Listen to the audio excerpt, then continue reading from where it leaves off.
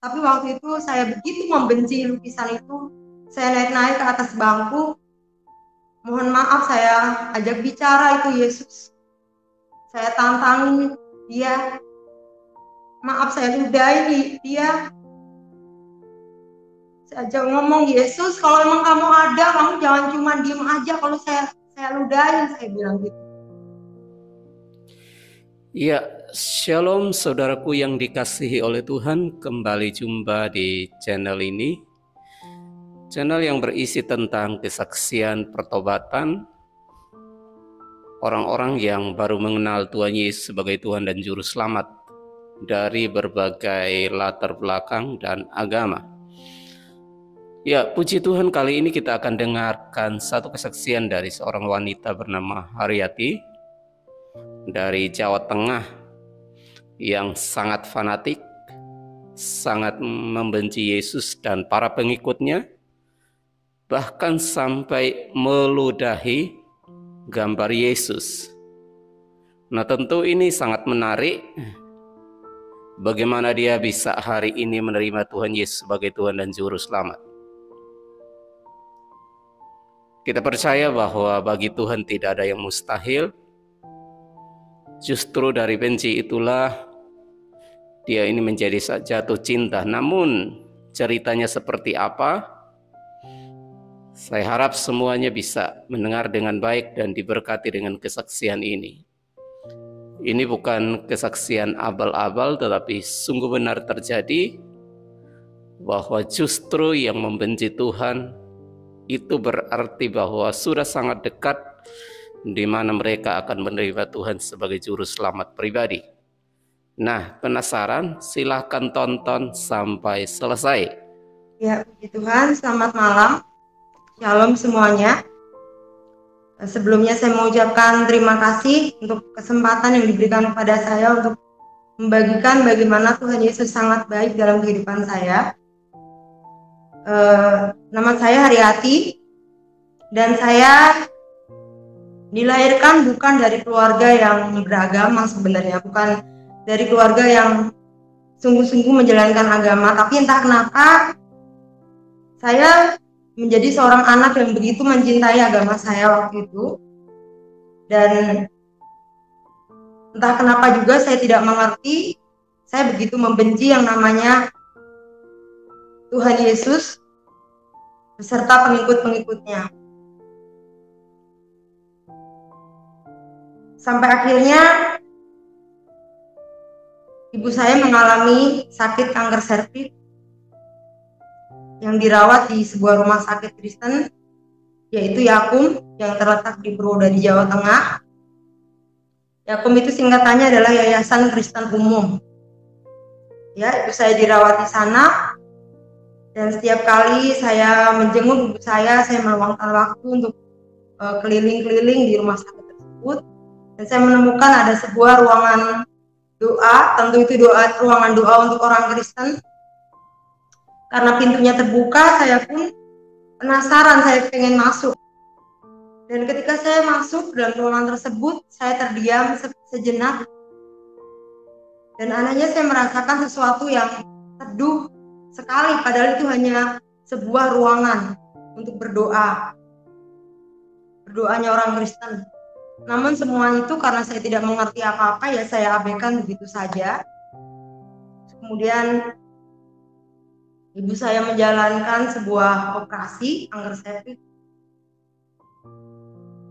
Ketika dioperasi, ibu saya nggak kunjung sadar gitu, padahal harusnya waktunya sudah sadar.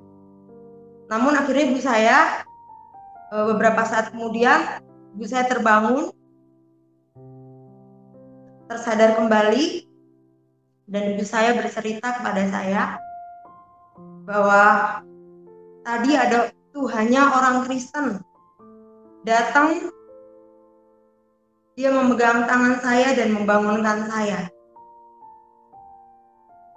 Tapi dengan sangat marah, saya bilang, itu iblis.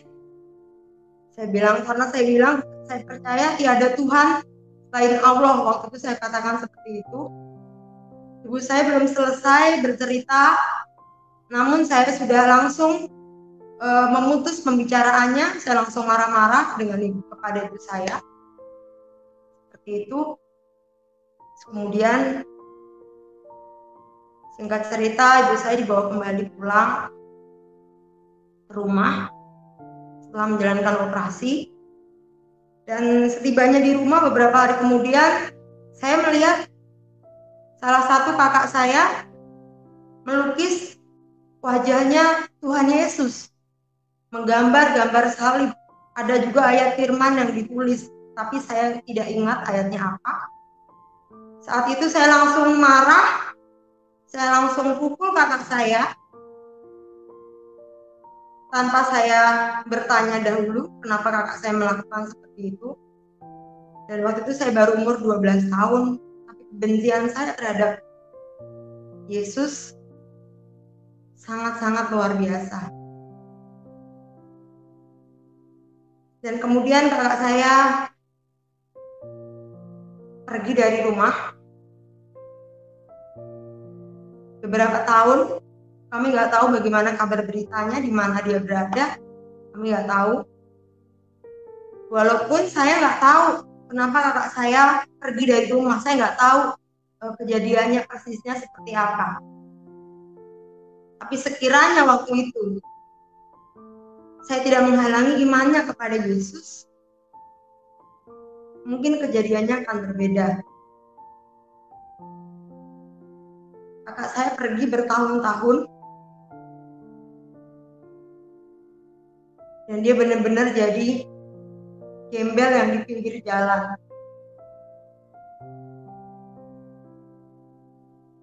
Kemudian ibu saya meninggal, kakak saya pun belum pulang, dia nggak tahu sampai ibu saya meninggal.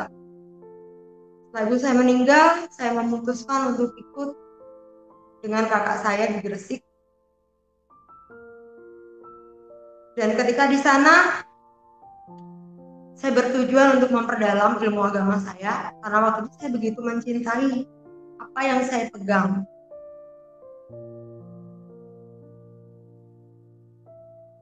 Setiap kali ada ibadah, komsel, jadi kakak saya ini menikah dengan orang Kristen.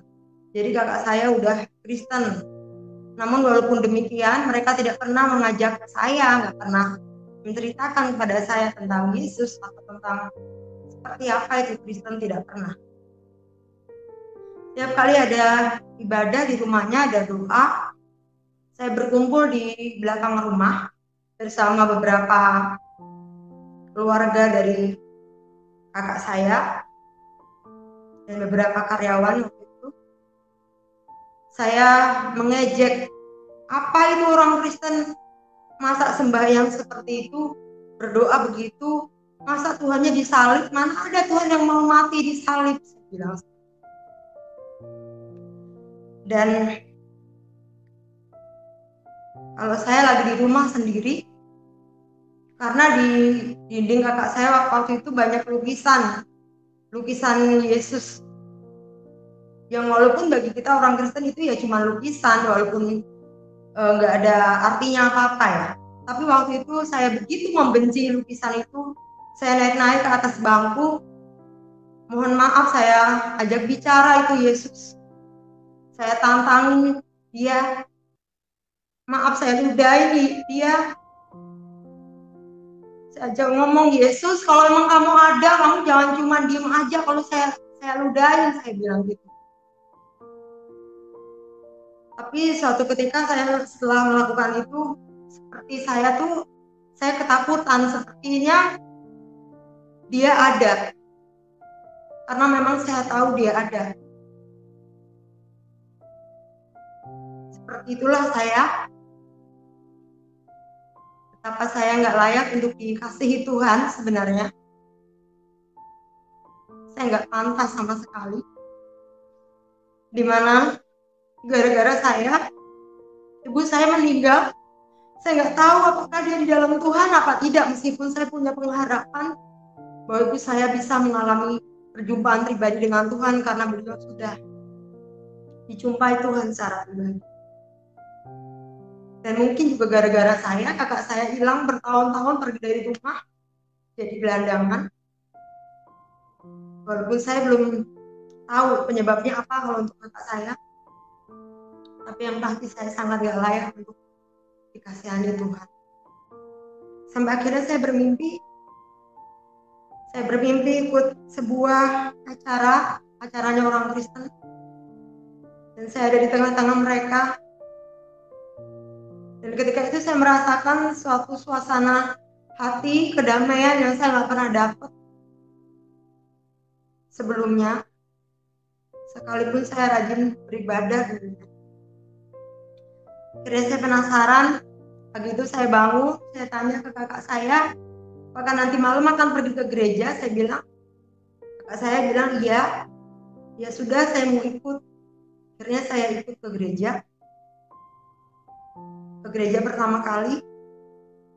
Dan anehnya setelah saya ke gereja, baru pertama kali ke gereja, saya langsung dibimbing terima Yesus dan saya mau. Dan anehnya juga saya langsung dibaptis. Mungkin terdengarnya sangat aneh ya, tapi saya percaya Tuhan punya maksud dan Tuhan tahu kejahatan hati saya. Sekiranya waktu itu Tuhan gak langsung tangkap saya, entah apa jadinya saya. Karena saya, dalam hati saya, jika saya punya kesempatan, saya akan meluapkan kebencian saya kepada yang namanya Yesus dan juga pengikut-pengikutnya. Tapi Tuhan begitu baik. Dia punya cara yang luar biasa untuk menyelamatkan saya, untuk mengasihi saya, yang seharusnya saya sangat tidak layak untuk dikasihi.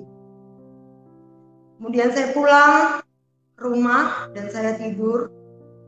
Ketika tidur, setengah mimpi, setengah sadar, saya didatengin sesosok makhluk dan mulutnya banyak darah. Makhluk itu bilang ke saya, kamu tuh sudah milik saya. Saya gak rela kalau kamu ikut Yesus dan akhirnya kamu masuk surga. Makhluk itu bilang seperti itu. Dia tahu berarti kalau saya percaya Yesus, saya menerima keselamatan dari Tuhan Yesus, akhirnya saya masuk surga. Itu makhluk itu yang bilang. Ya. Karena waktu itu saya baru pertama kali ke gereja, saya tidak tahu cara saya berdoa seperti apa, saya tidak tahu. Saya ingat satu kata, haleluya, saya bilang seperti itu. Ketika makhluk itu mau cekek saya teriak haleluya. Dan kemudian ada asap yang menyelubungi saya, kemudian saya terbangun. Ya, itu hal yang saya alami ketika saya baru dibaptis, ketika saya baru percaya kepada Tuhan. Kemudian saya baru kurang lebih 2-3 minggu ke gereja, ya 3 kali, 4 kali kurang. Saya mulai penasaran karena saya sudah dibaptis ya, saya sudah tidak bisa lari lagi dari itu. Akhirnya saya tanya sama Tuhan. Nah, ini yang selama ini jadi andalan saya sebagai di dalam kepercayaan saya yang lama ya. Bahwa saya merasa bahwa apa yang saya pegang itu yang paling benar, yang paling suci, yang paling sempurna. Karena emang kan kalau saya dulu kan nggak boleh pegang ini, nggak boleh makan ini, nggak boleh ya, seperti itu. Jadi saya tanya sama Tuhan, Tuhan, kamu itu kan katanya maha suci, saya bilang. Mungkin saya nggak sopan ya, tapi itu saya gitu sama Tuhan. Saya bilang, Tuhan itu kan maha suci. Kok kenapa orang Kristen gak boleh sunat Tuhan? Gak harus sunat. Kalau orang Islam harus sunat dan itu baik. Kenapa orang Kristen gak diharuskan sunat? Nah, saya seperti itu. Tiba-tiba Alkitab yang setebal itu, Tuhan bisa seperti ngasih tahu saya, buka ayatnya. Langsung ayatnya ketemu waktu itu. Bunyinya seperti ini. Sunatlah kulit katan hatimu, dan janganlah lagi kamu tegar tengkuk. Ya, itu di Ulangan kalau tidak salah. Saya kaget waktu itu. kok bisa ya, saya bilang gitu, Alkitab setebal ini kok saya bisa tahu jawabannya. Nggak pernah ada yang mengajarkan saya, karena saya juga baru ke gereja. Itu jadi saya bilang, Tuhan Yesus, kamu ternyata benar-benar ada. Dan kamu punya alasan kenapa orang Kristen itu gak harus disunat, karena Tuhan menghendaki sunat hati yang Tuhan kehendaki. Kemudian saya tanya lagi sama Tuhan, Tuhan, kenapa orang Kristen itu boleh makan ini, boleh makan itu kan gak bagus, saya bilang seperti itu. Sedangkan agama saya dulu ngajarin gak boleh makan ini, makan itu karena itu najis. Lagi-lagi Tuhan kasih ayatnya di dalam Matius itu berkata bahwa apa yang masuk ke dalam mulut kamu lalu dibuang ke jamban, itu tidak menajiskan kamu. Menajiskan kamu yaitu kalau apa yang keluar dari mulut kamu, karena itu berasal dari hati kamu, itulah yang menajiskan kamu. Saya makin terpesona dengan Tuhan itu. Saya bilang, Tuhan, kamu luar biasa sekali. Jadi apa yang selama ini menjadi kebanggaan saya, Tuhan jawab di situ. Tuhan itu begitu luar biasa atas kehidupan saya. Dan banyak hal lagi yang saya alami ketika saya mulai ikut dengan Tuhan. Di mana waktu itu saya mengalami, awalnya saya baru kenal sama Tuhan, hubungan saya sama Tuhan langsung begitu dekat, sampai ada mertuanya kakak saya bilang gini, saya ini orang Kristen sudah bertahun-tahun, tapi saya nggak pernah melihat orang Kristen itu kayak kamu. Maksudnya, saya kalau ada waktu sebentar, ada kesempatan sebentar, saya langsung nyari tempat saya menyembah Tuhan. Bahkan lagi tidur pun hati saya nggak bisa berhenti untuk menyembah Tuhan. Saya begitu dekat dengan dia waktu itu, sampai akhirnya terjadi masalah dalam hidup saya. Dan saya bersungut-sungut, seperti ada yang bilang ke saya, kamu bilang bahwa kamu mengasihi saya, tapi baru ada masalah seperti ini, kamu sudah mulai marah sama saya. Seperti ada yang bilang seperti itu. Dan saya langsung bilang, waktu itu saya menggunakan ekspresi, saya tahu itu Tuhan yang ngomong. Saya bilang ini, Tuhan, sambil saya tepis begitu, Tuhan mulai hari ini gak usah urusin hidup saya lagi. Saya bilang begitu. Dan seketika itu juga, seperti ada yang masuk ke dalam kepala saya waktu itu. Dari sebelah kanan dia masuk. Dan mulai dari saat itu saya gak bisa lagi konsentrasi, saya nggak bisa lagi menyembah Tuhan. Saya ya mungkin Tuhan izinkan karena tadi saya bilang, Tuhan jangan lagi urus saya bilang. Akhirnya saya mengalami depresi yang sangat-sangat berat dan tidak ada satu orang pun yang tahu. Akhirnya saya mengambil keputusan untuk pergi dari rumah kakak saya. Saya berencana waktu itu ke Jakarta, tapi kakak saya melarang saya, nggak boleh, kamu mau jadi apa? Karena waktu itu saya putus sekolah, sebenarnya mau sekolah lagi, jadi kakak saya bermaksud, kamu nggak boleh ke Jakarta, kamu mau jadi apa? Kamu sekolah dulu, baru kamu pergi. Akhirnya saya tetap pergi dengan saudara saya, dan saya dikenalkan dengan satu orang yang begitu baik sama saya. Tapi beliau ini adalah keluarga yang meninggalkan Tuhan. Jadi saya berdoa kiranya hari ini keluarga tersebut sudah kembali kepada Tuhan. Dan beliau bilang, kamu nggak usah nyari gereja, karena beliau tahu bahwa saya bertujuan untuk mau mengabdikan hidup saya ke Tuhan. Jadi beliau bilang, kamu nggak usah nyari gereja, kamu ikut saya akan ikutin apa yang kamu mau. Kamu mau belajar salon, ayo saya modalin. Kamu mau belajar apa, saya mau bayar untuk kamu. Tapi saya nggak mau waktu itu, karena depresi saya udah semakin berat. Jadi tapi nggak ada orang yang tahu ya. Saya berdoa gini, Tuhan kasih saya kesempatan sekali lagi Tuhan. Kalau Tuhan kasih saya kesempatan, saya akan persembahkan seluruh hidup saya bagi Tuhan. Akhirnya saya berdoa puasa 3 hari.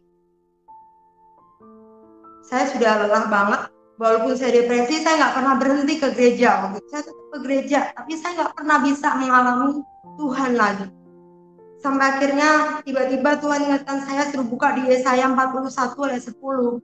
Yang bunyinya, janganlah takut sebab aku menyertai engkau, janganlah bimbang sebab aku nyalamu. Aku akan menolong engkau, bahkan aku akan memegang engkau dengan tangan kananku yang memberikan kemenangan.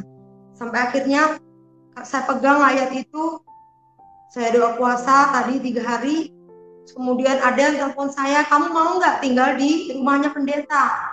Ya sudah, saya mau. Tapi seperti saya mendapat sebuah penglihatan, ini nanti yang kamu hadapi ketika kamu tinggal di gereja, ketika kamu tinggal di keluarga hamba Tuhan ini. Ya. Jadi waktu itu saya mengalami salib bukan dari orang luar, tapi justru dari orang-orang Kristen itu sendiri.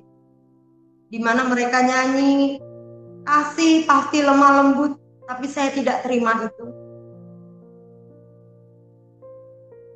Jadi intinya saya sangat diproses melalui saudara-saudara seiman saya pada waktu itu. Namun saya sangat mengucap syukur sama Tuhan. Karena melalui proses tersebut, setiap kali saya lemah, setiap kali saya sedih, saya luangkan itu sama Tuhan. Sampai akhirnya Tuhan memberi saya sebuah talenta untuk menciptakan lagu. Bahkan pernah saya menjual lagu saya itu sekali terjual 10 lagu. Waktu itu Yaski yang beli, Gets Money ya. Walaupun saya nggak tahu lagunya udah kemana karena lagunya puji Tuhan banyak. Ya, itulah yang saya alami. Dan belum lama ini, kurang lebih 2 tahun yang lalu juga, sebenarnya saya dinyatakan dokter tuh ada tumor pita suara. Tapi tanpa dioperasi, saya pun disembuhkan Tuhan. Dan bahkan saya merasa suara saya hari ini lebih nyaman dari sebelumnya. Ya, demikian kesaksian saya, kiranya dapat memberkati Bapak Ibu semua yang mendengarkannya. Dan saya akan persembahkan satu pujian bagi Tuhan malam hari ini. Dan kiranya bisa memberkati Bapak, Ibu, Saudara-saudari sekalian. Baik, saya akan menyanyikan sebuah lagu ini bagi kemuliaan nama Tuhan.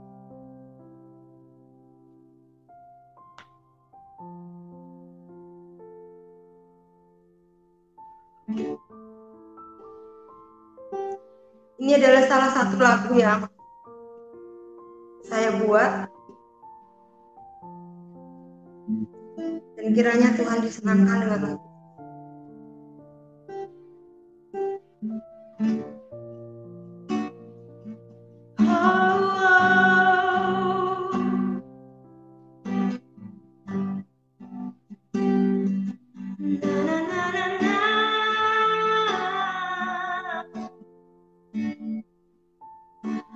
Aku bersyukur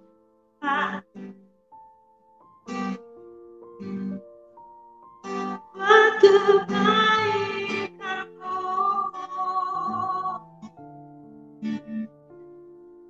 Kau yang terbaik, Kau yang termulia, Kau yang terbaik bagiku, Kau yang ku cinta, Kau yang ku puja lebih dari segalanya.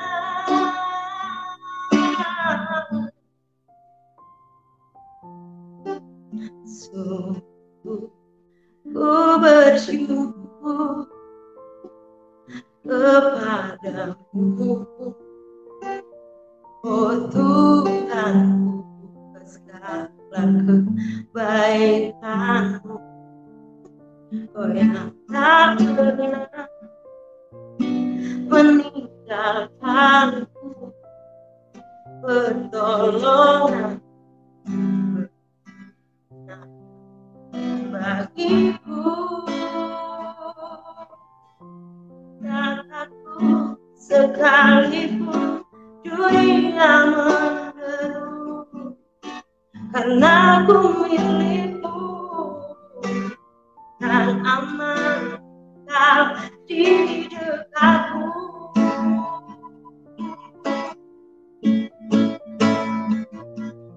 Dan kini ku datang menghampiri kamu, bawa hidup jadikan mudah, semakin berkenan di hatimu. Pakailah aku sesuai dengan rencanamu, seluruh kehendakmu hanya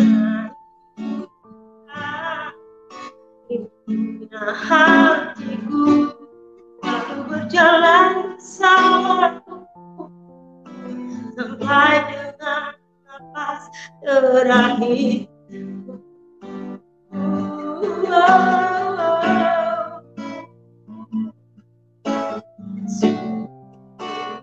Ku bersyukur kepadamu, oh Tuhan,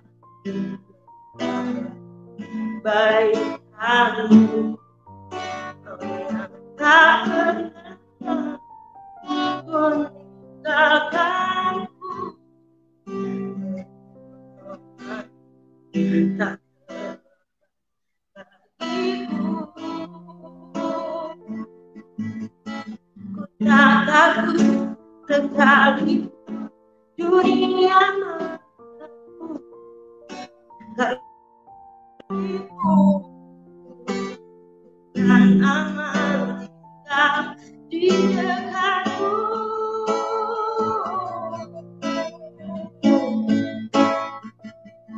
Dan kini ku datang hampiri kamu, bawa hidupku jadikan mudah, semakin berkenan di hatimu.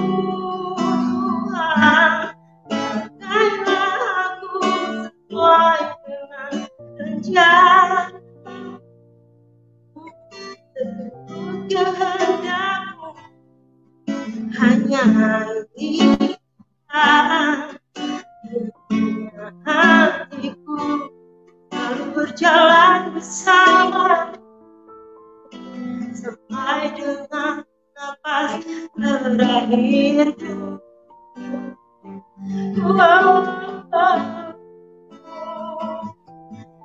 Kini ku datang menghampiri kamu, bawa hidupku jadikan aku indah, dan semakin berkenan di hatimu.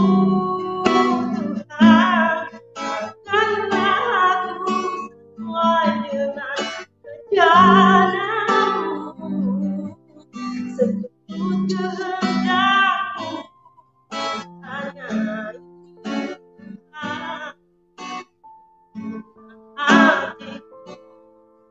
berjalan bersamaku sampai napas terakhir.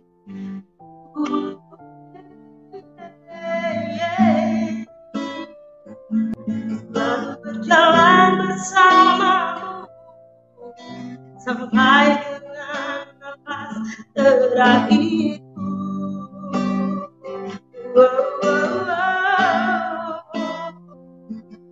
Lalu berjalan bersamamu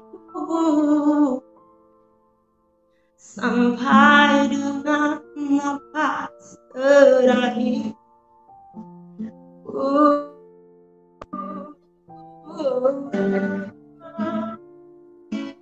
Inilah kerinduan hati,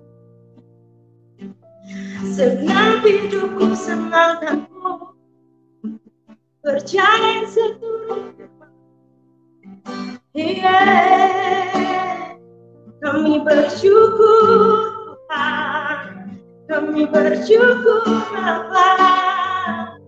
Inilah persembahanku bagimu, oh, Kau yang terindah bagiku, Kau yang termanis bagiku. Tiada yang dapat menggantikan dirimu. Engkau sangat bagiku, sangat mencintaimu. Jangan pernah biarkan hatiku jauh dari oh.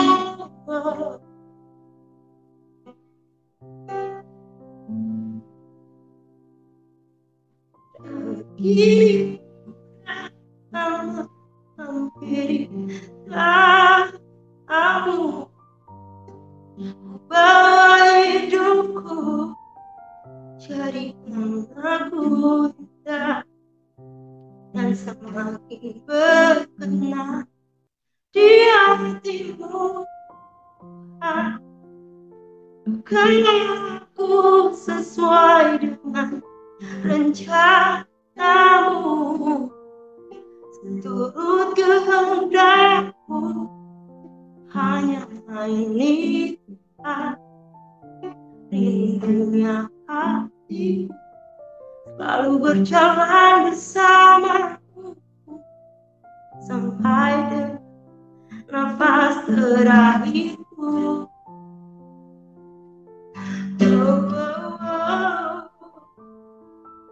Lalu berjalan bersamaku sampai dengan nafas terakhir.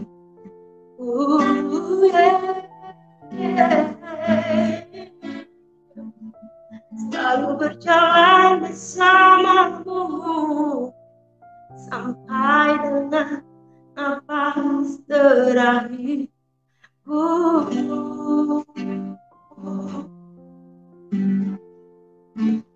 Waktu dan tempat saya persilakan kepada Bapak Yusuf Manubu. Haleluya. Ya, ajaib Tuhan Yesus, dan kita mau katakan segala pujian, syukur, hormat, kemuliaan hanya bagi Allah kita di dalam Yesus Kristus. Ya, sesuatu yang mustahil dibuat Tuhan tidak mustahil. Orang yang membenci pun diubahkan Tuhan sehingga menjadi jatuh cinta. Semua oleh karena pekerjaan Roh Kudus. Itulah sebabnya kita terus berdoa, kita terus membagikan firman Tuhan melalui media sosial kita, sehingga dengan itu banyak orang dapat diselamatkan. Dan kita berdoa buat saudara kita ini, imannya semakin kuat, teguh dan tahu di dalam Yesus, sehingga sekali Yesus tetap Yesus sampai selama-lamanya, dan melalui dia banyak orang boleh dapat diselamatkan oleh Tuhan. Ya, jadi dia yang keras diubahkan Tuhan, dan itulah tujuan Yesus datang ke dalam dunia, adalah untuk mencari dan menyelamatkan yang hilang. Ya, puji Tuhan, demikian yang dapat kami sampaikan. Kiranya Tuhan Yesus memberkati semua yang sudah menonton sampai selesai, dan biarlah Tuhan yang membalasnya karena sudah turut dalam berpartisipasi dalam pekerjaan ini.